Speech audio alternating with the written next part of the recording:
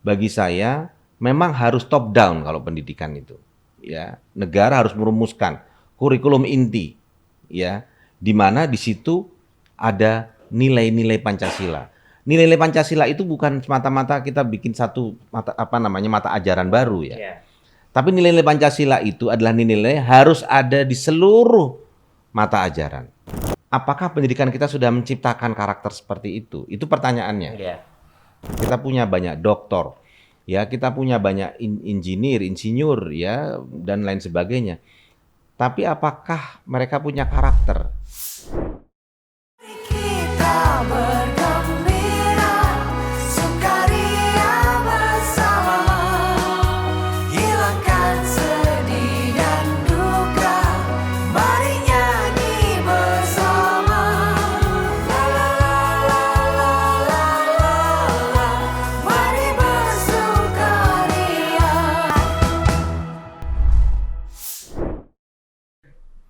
Kepalkan tangan persatuan untuk Indonesia Raya Merdeka. Halo Sobat BKN, terima kasih telah kembali lagi bercengkerama dengan kami di BKN PDI Perjuangan. Nah, di mana pada tahun 2023 ini, di bulan Juni, dalam rangka memperingati bulan Bung Karno, selama 1 bulan penuh, kita akan mengobrol-ngobrol seru, mengupas tentang hal-hal yang berkait dengan Bung Karno. Nah, siapa narasumber kita kali ini? Ada Dr. Doni Gahral Adian. Beliau adalah dosen filsafat dari Universitas Indonesia. Terima kasih Bung Doni sudah mau ngobrol dengan BKN. Nah, kali ini Bung Doni, kita ada tema nih. Bung Karno, Pancasila, dan konsep pendidikan hari ini. Nah, Bung Doni, ya kita tahu ya, Bung Karno pernah menulis sebuah tulisan mengenai guru di masa kebangkitan. Nah, Bung Doni, bagaimana sebenarnya sistem pendidikan yang dicita-citakan oleh Bung Karno? Baik, jadi cita-cita Bung Karno tentang pendidikan di Indonesia tidak bisa dilepaskan dari cita-cita beliau terhadap Indonesia sendiri, ya. Yang beliau kan menginginkan bahwa Indonesia menjadi satu negara di mana warganya itu bukan cuma cerdas, ya, bukan cendekia, tapi juga merdeka, ya. Merdeka dalam artian tidak ditindas dan tidak dieksploitasi. Artinya apa? Pendidikan harus mampu, ya, mengakselerasi agar masyarakat kita itu adalah masyarakat yang cerdas, bebas, adil, dan akhirnya sejahtera. Kan begitu. Nah, kalau kita berbicara pendidikan Indonesia, tentu saja ya kita tahu bahwa sistem sudah banyak sekali dibuat, gitu. Ya, dulu di zaman Orde Baru orang mengatakan setiap kali ganti menteri, ganti kurikulum. Ya, karena selalu akan diuji coba satu kurikulum baru dan lain sebagainya. Nah, tapi yang paling penting adalah sebenarnya apakah beraneka ragam sistem pendidikan itu yang sudah berulang kali berganti itu senafas dengan cita-cita proklamasi. Betul. Kan gitu. Iya. Ya, betul-betul menciptakan satu bangsa yang merdeka, adil, setara, bebas, dan tidak ada eksploitasi dan penindasan. Nah, ini yang saya kira belum menjadi roh dari beraneka ragam sistem pendidikan. Sistem pendidikan hanya ingin menjejali sebanyak mungkin pengetahuan, tapi lupa bahwa pendidikan itu bukan cuman soal pengetahuan, tapi juga karakter.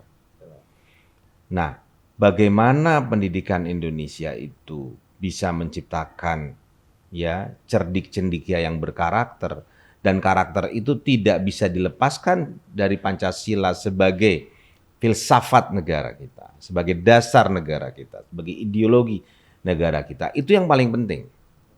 Ya, oleh karena itu kita harus berbicara kalau kita ingin menciptakan satu pendidikan yang menciptakan karakter Pancasila itu harus seperti apa, kan begitu. Dengan kata lain, kita harus tahu Pancasila itu sebenarnya mencita-citakan ya warga negara seperti apa gitu. Ya, yang inline dengan nilai-nilai dalam Pancasila. Nah, oleh karena itu saya harus mengatakan bahwa Pancasila itu berlawanan dengan segala pikiran, dengan segala ideologi yang mengedepankan individualisme, mengedepankan egoisme, mengedepankan ya kepentingan pribadi dan menisbikan kepentingan orang banyak. Kan gitu. Ya. Jadi Pancasila itu mengedepankan kolektivisme, mengedepankan solidaritas, mengedepankan toleransi, mengedepankan gotong royong. Nah, apakah pendidikan kita sudah menciptakan karakter seperti itu? Itu pertanyaannya. Iya. Apa justru akhirnya pendidikan kita mencetak ya cerdik cendikia yang hanya memikirkan dirinya sendiri gitu. Betul. Nah, ini yang saya kira luput begitu. Ya, kita punya banyak master, kita punya banyak doktor, ya kita punya banyak insinyur ya dan lain sebagainya. Tapi apakah mereka punya karakter gitu? Yang tentu saja ini akan membedakan ya konsep pendidikan yang berbasis pada Pancasila dengan konsep pendidikan pada umumnya gitu. Ya. Ini yang saya kira harus menjadi perhatian kita bersama. Baik, Bung. Menarik ya. Jadi tadi sudah disampaikan ya bahwa memang kita banyak berganti ya menguji coba segala macam. Sementara sampai saat ini masih mencari menurut saya juga formula yang tepat ya untuk bagaimana agar sesuai dengan apa yang diceritakan oleh Bung Karno juga seperti itu. Nah, Bung Karno juga dalam tulisannya itu pernah mengatakan juga bahwa menjadi guru adalah menjadi seorang pemimpin. 3 sosok guru utama yang di idealismenya Bung Karno itu adalah sosok guru mengenai kerakyatan, kemudian sosok guru mengenai kemerdekaan, dan juga perjuangan atau rasa satria atau dia berani untuk bertanggung jawab terhadap apa yang dilakukan. Nah, Bung Karno ini kan termasuk ada hubungannya dengan pembangunan karakter ya.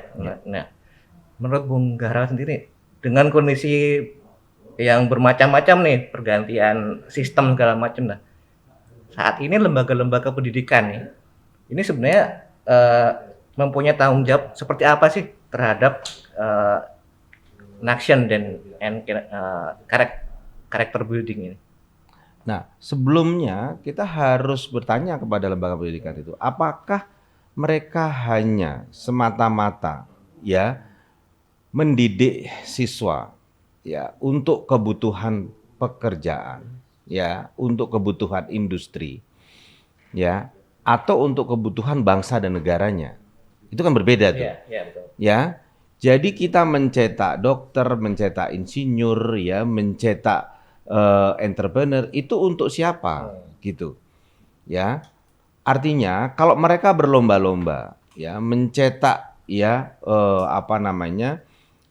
cerdik cendikia, mencetak profesional ya yang bisa bekerja ya artinya bisa mendapatkan pekerjaan dan mendapatkan penghasilan yang cukup dari apa yang dia kerjakan, itu sebenarnya lepas sama sekali dari yang tadi kita sebut sebagai soko guru itu. Gitu loh. Ya. Artinya apa? Kita bukan semata-mata mencetak ya berbagai profesi dari dunia pendidikan ya untuk semata-mata kepentingan pribadi yang bersangkutan ya untuk kepentingan yang bersangkutan saja tapi untuk kepentingan bangsa dan negaranya gitu. Artinya begini loh. Ya, misalnya kita adalah negara maritim. Ya, betul. Ya. Berapa banyak ahli kelautan kita? Berapa banyak ahli perikanan kita? Ya, berapa banyak ahli-ahli tentang sumber daya dalam lautan kita? Ya. Nah, itu yang kita lupa begitu, bahwa kita bukan semata-mata mencetak profesi-profesi mengikuti apa yang sedang diinginkan oleh dunia industri, tapi negara kita butuh banyak ahli tentang kemaritiman karena negara kita adalah negara maritim begitu. Betul. Nah, ini yang harus menjadi platform pendidikan kita, harus menjadi rencana besar pendidikan kita jangka menengah jangka panjang gitu. Ya. Kita negara yang banyak gunung berapi, ya berapa banyak vulkanolog kita, gitu ya. Nah, kita negara agraris juga, ya. Alih-alih pertanian kita, teknologi pasca panen kita, ya berapa banyak menguasai itu. Dan kalau mereka punya karakter, ya, bukan cuman pintar dan cerdik cendikia, mereka akan mengabdikan pengetahuannya untuk kepentingan masyarakat atau bangsa dan negaranya gitu. Ya, artinya kalau mereka tahu bagaimana mengeskalasi produk pertanian dari 3 menjadi 8 ton, mereka akan sebarkan itu ke masyarakat dan bisa mendorong pertanian ya yang ada sekarang. Nah, tapi kan ini bukan soal pengetahuan ini. Ini soal kerelaan, ini soal keikhlasan, ini soal empati terhadap saudara sebangsa dan setanah airnya. Dan karakter ini nggak bisa didapatkan hanya dari pendidikan yang sifatnya scientific gitu, ya. Oleh karena itu Pancasila, ya, bagi saya itu adalah soft skills yang harus dimiliki oleh seluruh siswa, ya, dari Sabang sampai Merauke, sehingga ketika mereka kemudian menjadi profesional, masuk dunia kerja, soft skill itu ada. Ya, bagaimana rasa membantu, bagaimana gotong royong, toleransi, solidaritas, ya, mengedepankan kepentingan orang banyak dibandingkan kepentingan pribadi. Itu ada gitu. Nah, ini yang saya kira harus menjadi kunci pendidikan kita. Karena mencetak orang cerdas itu mudah, tapi mencetak orang yang mau membantu sesama itu susah. Ya, menarik sekali, Bung. Jadi memang ya dari apa yang sudah disampaikan Bung Doni tadi, itu kita harus melihat juga nih kebutuhan bangsa ini seperti apa. Kita kaya akan geotermal yang sudah disampaikan, vulkanologi, maritim terutama, dan pertanian juga. Nah, banyak kan memang di kita itu mencetak hanya tujuannya adalah menguasai ilmu, tapi kurang di landasannya, betul begitu ya, Bung? Ya, visinya bagaimana, ideologinya, kekuatannya seperti apa gitu, idealisme bagaimana itu memang kita masih kurang ya, Bung, untuk Betul. memberikan landasan yang kuat Ya, seperti itu. istilah saya kita banyak mencetak tukang, Iya, tapi kurang konseptor betul. Setuju. gitu, ya. Jadi tukang itu ya mereka yang bekerja untuk orang lain, ya, untuk perusahaan di mana dia hidup dan melayani begitu. Tapi konseptor, inovator, ya, yang tadi ya memiliki basis nilai-nilai Pancasila, ini yang kita kurang gitu. Seberapa banyak ahli teknologi pangan kita yang kemudian mengabdikan ilmunya untuk menciptakan bibit unggul sehingga pertanian kita bisa lebih produktif. Sebenarnya itu yang mesti kita ukur. Bukan seberapa banyak ahli pertanian kita yang bisa bekerja di perbankan, bekerja di e-commerce dan lain sebagainya. Tapi buat apa Anda belajar pertanian kalau Anda tidak abdikan ilmu itu untuk kepentingan orang banyak, terutama para petani. Kita tahu sekarang petani sedang kesulitan ya mendapatkan pupuk. Ya, karena pupuk kimia itu harganya cukup tinggi. Ada nggak terobosan-terobosan pupuk organik yang murah, yang bisa dikerjakan di industri rumahan, ya? Dan ini kan inovasi, ya. Ini kan satu terobosan-terobosan. Di mana tadi kalau pendidikan kita betul-betul beralaskan pada Pancasila sebagai politik, platform, pedoman, patokan, ya, ideologi pendidikan, saya kira masalah-masalah itu bisa terselesaikan gitu. Tapi kalau kita hanya mencetak orang cerdas yang mementingkan dirinya sendiri, ya, tidak ya berkemanusiaan, tidak berkeadilan, tidak mau bermusyawarah dan mendengar orang banyak, itu tidak ada artinya. Itu Baik. yang saya kira penting. Ya, Bung. Sambil minum dulu, silakan.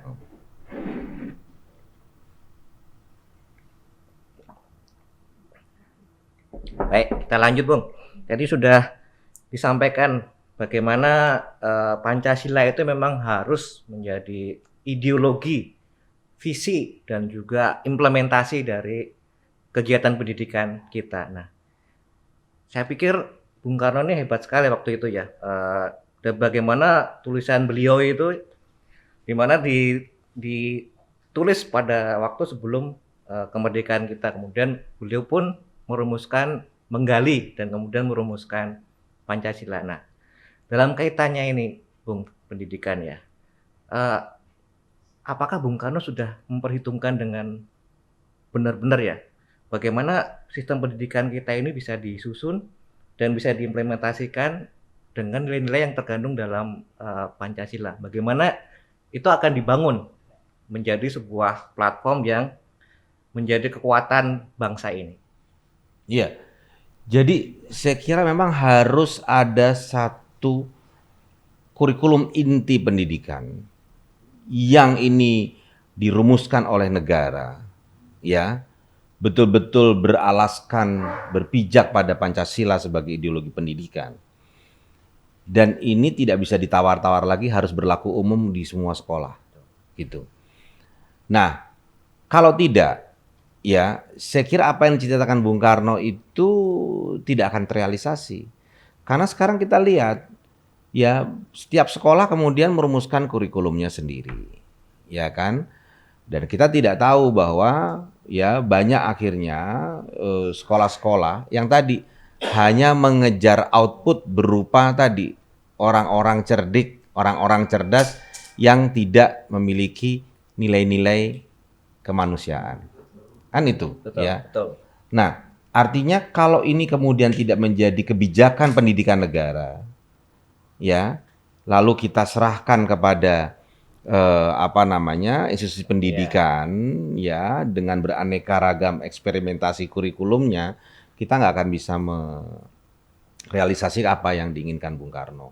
Itu yang penting gitu. Jadi bagi saya memang harus top down kalau pendidikan itu, ya. Negara harus merumuskan kurikulum inti, ya, di mana di situ ada nilai-nilai Pancasila. Nilai-nilai Pancasila itu bukan semata-mata kita bikin satu mata ajaran baru ya. Ya. Tapi nilai-nilai Pancasila itu adalah nilai-nilai harus ada di seluruh mata ajaran. Kita belajar matematika untuk apa? Kita belajar fisika untuk apa? Kita belajar kimia untuk apa? Itu yang penting gitu. Bahwa ketika kita punya pengetahuan itu pengetahuan yang diabdikan untuk kepentingan orang banyak dan untuk memerdekakan ya saudara sebangsa dan setanah air. Itu yang paling penting sebenarnya. Tapi ini Bung, saya pikir ada juga yang penting juga Bung. Bagaimana kita bisa merealisasikan itu pasti pertama gurunya dulu ya. Iya. Jadi Bung Karno kan sudah berpikir juga nih bahwa semua bangsa ini, nation, itu harus bisa menjadi seorang pemimpin, termasuk guru juga. Bagaimana guru bisa menjadi pemimpin yang nantinya bisa mengarahkan dan diikuti oleh anak didiknya. Betul begitu ya? Betul. Jadi kalau kita bicara ekosistem, ya ada sekolah, ada bangunannya, ada buku ajar, ada mata ajar, ada kurikulum, ada guru sebagai yang mentransmisikan pengetahuan. Nah, kalau guru hanya dipandang sebagai transmitter pengetahuan, maka dia tidak dilihat sebagai suri tauladan, gitu. Ya, seberapa banyak guru yang kemudian menjadi toladan bagi murid-muridnya, ya, menjadi pedoman perilaku bagi murid-muridnya. Ya, yang kita tahu bahwa guru itu semata-mata mengajar hanya untuk kemudian melaksanakan kewajibannya sesuai dengan apa yang dituntut oleh sekolah, kemudian selesai. Betul. Tapi perilakunya, ya, apakah dia mencontohkan kepada anak didiknya untuk ya membantu orang lain? Apakah dia kemudian membawa anak didiknya keluar dari sekolah untuk melihat kondisi masyarakat di sekitarnya sehingga bisa tumbuh nilai-nilai empati dan simpati itu. Nah, ini yang saya kira lebih penting gitu. Kalau cuman guru sebagai transmitter pengetahuan, ya, bukan sebagai yang ditauladani, sebagai model nilai-nilai etis, ya percuma gitu. Karena yang kita tahu ya anak murid sehari-hari ya berinteraksi dengan gurunya, ya, di sekolah. Nah, kalau dia tidak mendapatkan ya nilai-nilai itu dari guru yang mengajar di sekolahnya, ya dia lalu mendapatkan dari mana? Betul, betul, Bung. Baik, Bung. Ini mungkin pertanyaan terakhir ya. Iya. Jadi tadi sudah dijelaskan bagaimana kondisi pendidikan sampai saat ini ya, bagaimana masih struggle ya. Nah, menurut Bung Doni sendiri, Bung, ada saran nggak bagaimana sih supaya pendidikan saat ini, sistemnya, ekosistemnya itu benar-benar bisa mengimplementasikan apa yang dicita-citakan oleh Bung Karno? Iya, kita tidak hanya berhenti di labeling, ya. Kita nanti ada kurikulum 2023, nanti ada kurikulum 2024, nanti ada namanya pendidikan yang memerdekakan. Jangan berhenti di labeling, tapi urus substansinya, sungguh-sungguh gitu. Ya, artinya apa? Kalau kita bicara substansi, kita periksa kembali ya kurikulum nasional kita, ya, apakah betul-betul itu sudah bersendikan Pancasila sebagai ideologi pendidikan. Itu yang penting gitu. Jadi jangan hanya berhenti di labeling gitu. Dan ingat bahwa sekali lagi pendidikan ya tidak boleh semata-mata mencetak tenaga kerja. Kalau mencetak tenaga kerja artinya mencetak orang yang bekerja untuk orang lain. Untuk menghidupi dirinya sendiri. Tapi mencetak ya insan-insan Pancasila yang mau bekerja, yang mau menyumbangkan pengetahuannya untuk ya harkat martabat orang banyak. Ya, sesuai dengan cita-cita proklamasi. Itu yang penting gitu. Ya. Nah, kalau ini sudah dirumuskan, mau dilabel apa saja tidak ada masalah. Tapi jangan kemudian kita berhenti di labeling, ya kan? Isinya nggak diurus gitu. Isinya masih sama saja. Ya. Nah, isinya diurus mau dilabeli apa saja itu tidak ada masalah. Tapi ini harus menjadi kebijakan pendidikan negara. Ya, tidak boleh diserahkan ke masing-masing institusi pendidikan ya atas nama otonomi karena kalau pendidikan tidak diseragamkan tidak akan ada hasil yang sempurna. Kalau menurut saya ya, semua bisa kalau kita bicara penyeragaman orang pasti bilang, "Oh, ini otoriter." Tidak. Karena kita bicara pendidikan, kita bicara generasi dan masa depannya gitu. Ya, kalau ini kemudian tidak disatukan dalam satu platform yang kuat dan solid, dan ini menjadi kurikulum inti yang kemudian menjadi satu patokan semua institusi pendidikan kita, ya mau kemana gitu. Kalau kita tidak bisa tegas soal itu, ya jangan harap kemudian pendidikan kita itu bisa kemudian mendorong ya terrealisasi cita-cita proklamasi. Jadi perlu langkah konkret apa sebenarnya, Bung, kalau untuk ini?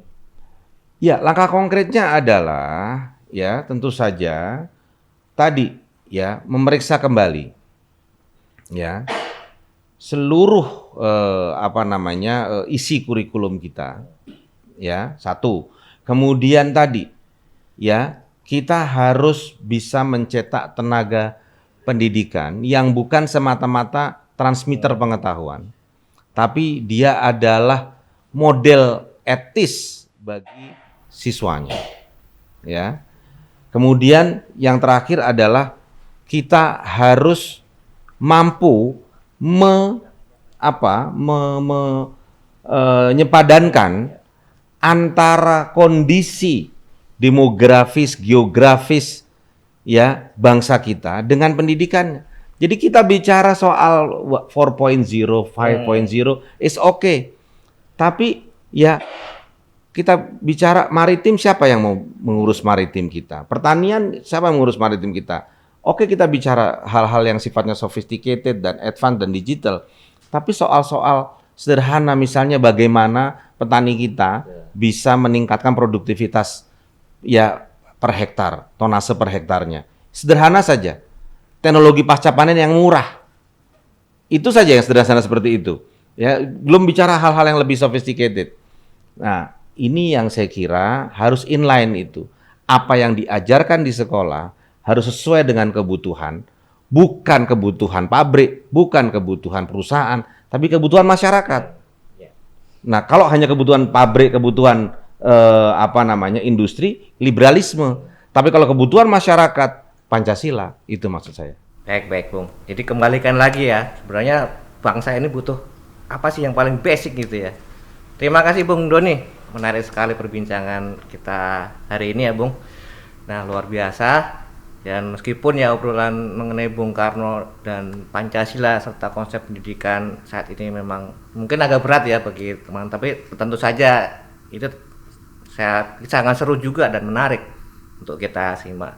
Terima kasih Bung Doni sudah berbagi ilmu dengan kita. Sampai jumpa lagi di lain kesempatan. Semoga sehat dan sukses selalu untuk Bung Doni Gahral. Terima kasih. Baik Sobat BKN dimanapun berada, jangan lupa untuk terus mengikuti siaran YouTube BKN PDI Perjuangan dan terus ramaikan acara di bulan Bung Karno tahun ini. Kepalkan tangan persatuan untuk Indonesia Raya Merdeka!